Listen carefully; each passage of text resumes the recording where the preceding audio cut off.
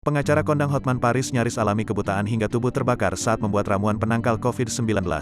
Menjadi salah satu publik figure yang cukup ketat dalam menegakkan protokol kesehatan. Ia selalu memakai masker dan membawa hand sanitizer dalam setiap kegiatan. Hotman Paris juga kerap membuat ramuan sendiri untuk menangkal COVID-19. Namun baru-baru ini, Hotman Paris mendadak bagikan kabar mengejutkan yang dialaminya.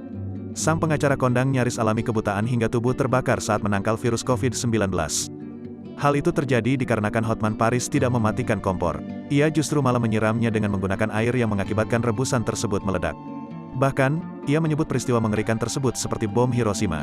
Entah kenapa pada malam itu saya tidak matiin kompornya, terus saya siram pakai air di baskom. Malah airnya kayak bom Hiroshima, meledak sampai atas, ungkap Hotman Paris seperti dikutip Grid ID melalui kanal YouTube Trans 7 Lifestyle. Tanpa saya sadari sebagian tubuh saya kena api, terang sang pengacara kondang. Lantaran peristiwa mengerikan tersebut, sang pengacara 30 miliar nyaris alami kebutaan hingga tubuh terbakar. Badan Hotman Paris melepuh akibat ledakan tersebut, akibatnya tangan sampai dahi lecet-lecet karena luka bakar. Malam itu tubuh saya masih merasa enteng, namun mulai tengah malam tubuh saya merasa kesakitan dan saya baru sadar apabila tubuh saya sudah meleleh semuanya.